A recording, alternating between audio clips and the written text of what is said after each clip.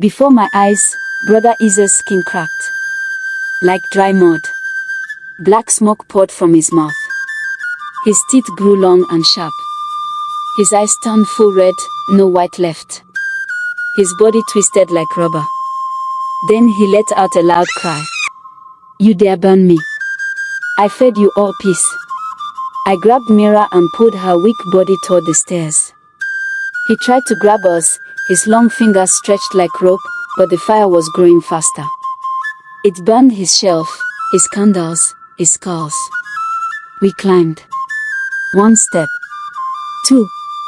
3. But the stairs began to shake. Behind me, he was crawling on the wall like a lizard. Fast. Too fast. 18. Escape into madness. We burst out of the wall door and into his room. Smoke followed us. I dragged Mira across the floor, out of his flat and into the compound. Nobody was outside. Not even the landlady. It was like time paused.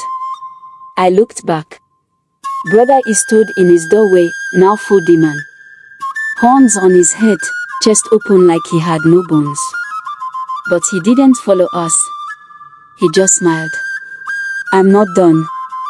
This city is mine," he said. Then, he vanished. Into black smoke. Gone. We went straight to the police. I told them everything. They laughed. "Demon. Chicken sacrifice. My friend, go and rest." They followed me back to the house, but his room. Empty. Clean. No wall crack. No underground stairs. No blood. No Mira's shoe. Just holy books. Air freshener. Neatly arranged bed. Brother Eze. Gone. It's been 3 weeks now. Mira is staying with me. Quiet. She hardly speaks. She wakes up at night, sweating. I hear her whisper, "He's still here." And me. I see shadows. Long ones. Moving. Even when there's no light. Sometimes, the mirror in my room moves.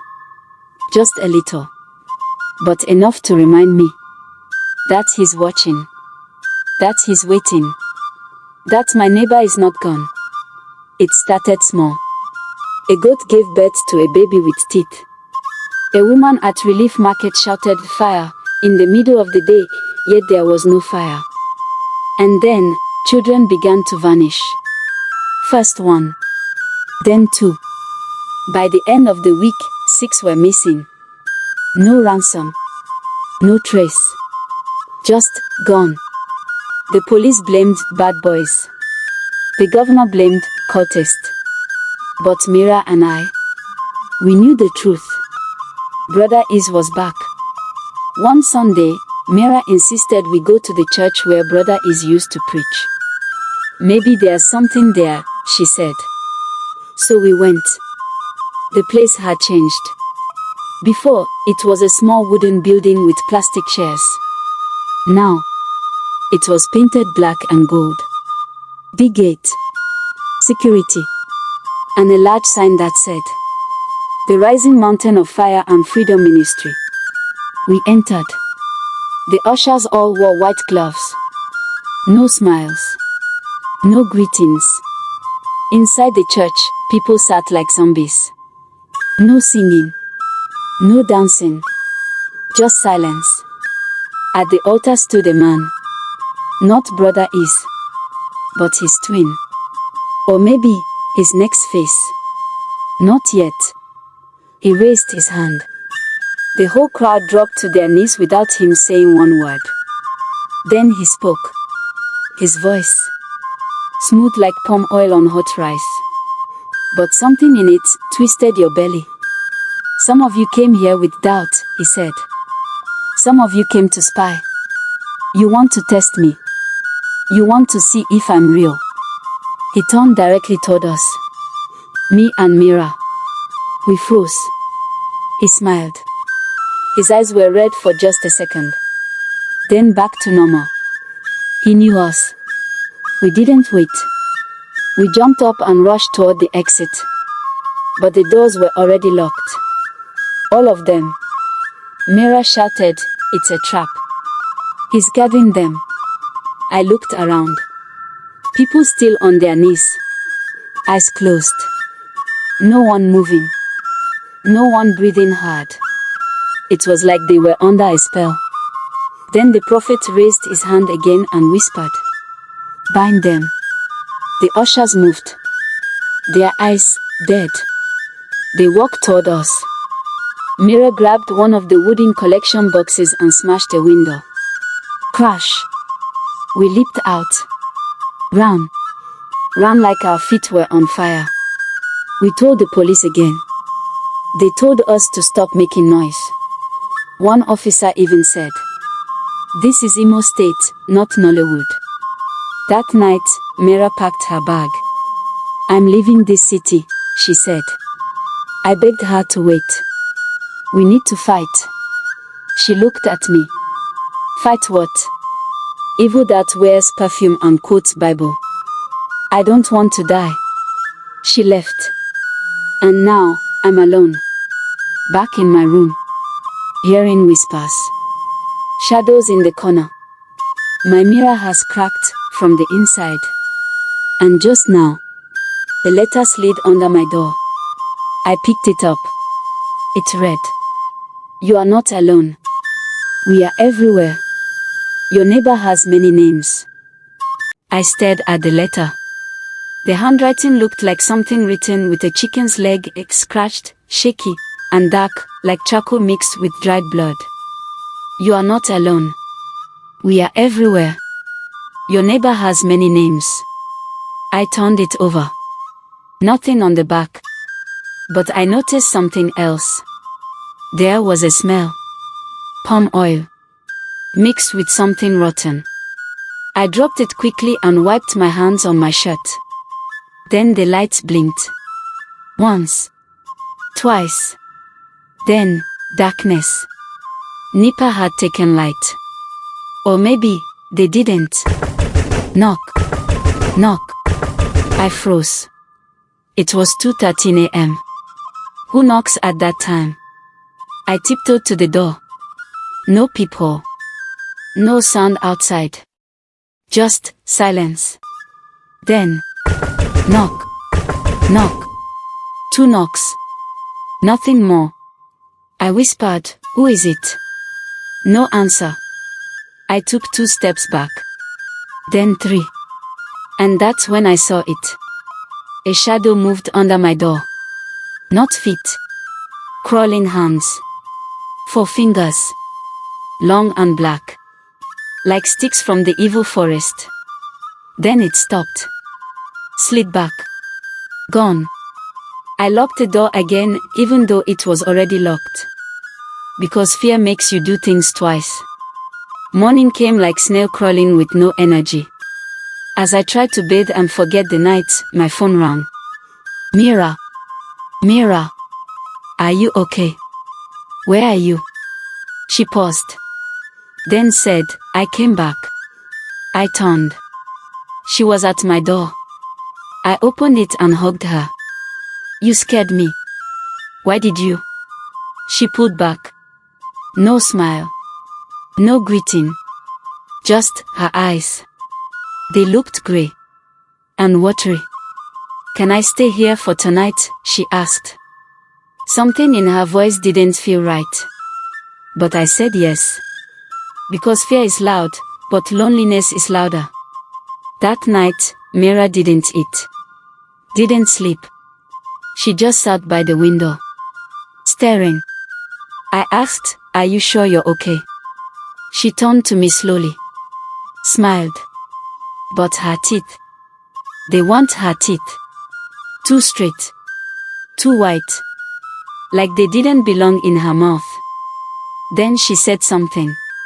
Low. Calm. But sharp. "You know, he's not the only one. You're living with 2 now." I dropped my spoon. "What?" But she didn't answer. She stood and went to the bathroom. Locked the door. I didn't sleep again. locked the door. I didn't sleep again. Around 3 a.m., I heard a sound. From the bathroom. Tap tap tap tap tap. Like fingernails scratching tire. I got up. My legs felt like they were holding bags of cement. I knocked gently. Mira. Silence. Then a sound. Not words. Just giggling. From inside. But the giggle sounded like me. Like my voice. I stepped back. Suddenly, the bathroom light came on. I saw a shadow under the door. But it had 3 legs. And it was dancing. The shadow under the bathroom door danced like someone celebrating madness. 3 legs. Long arms. Neck that tilted too far. Then it spoke again, in my voice. You let her in. Now you're next. I grabbed my bag, my phone, and ran out of the flat barefoot. I didn't look back. My chest was heavy. My eyes were hot. And my heart. It wasn't beating, it was running faster than me. I ran straight to the church again. Not the evil one. The real one. The old one with a leaking roof. The one that doesn't trend online. Inside, the church was empty except for one man. Prophet Mira. They say he once died for 7 minutes and came back with a scar across his chest and a warning. When the mirror speaks, close your eyes. He looked up at me. You have seen him. I nodded. And now, she's not Mira anymore. He stood. Follow me. He took me into a small back room. There was a bowl of oil, a Bible, and a small mirror wrapped in white cloth. He placed the mirror in my hand. Say your name into it. I hesitated. Then said, my name is Chisholm. The mirror cracked immediately. Prophet Mira looked into my eyes. What did you touch? I told him everything. The underground room. The mirror. The letter. Even Mira's strange return. He poured oil on my head. It was cold like river water in Hamilton. Then he said something that squeezed my throat. They've marked you. You entered the shrine. You saw too much. And now, you carry a piece of it. My lips trembled. So what do I do? He looked at the cracked mirror in my hand. Then said, you must return and finish what you started. Burn the heart of the shrine. I stared at him. Go back. There. He nodded. If you don't, your own reflection will soon stop obeying you. I returned to the compound. It was different now. Silent. Too clean. Like nobody ever lived there. The other tenants. Gone. The landlady's shop. Empty. My door. Still wide open. And inside. Mira sat on the floor. Rocking back and forth. Her hair had fallen out. Her eyes were black now. Fully black. She smiled when she saw me. Back so soon. I held the bottle of oil tightly. She laughed. You think oil will stop what has already entered you? I didn't answer. I walked past her. Back into Brother Eze's room. I searched quickly. The hidden wall was back. The cracked part was faint, but still there. I peeled it open. The underground stairs waited.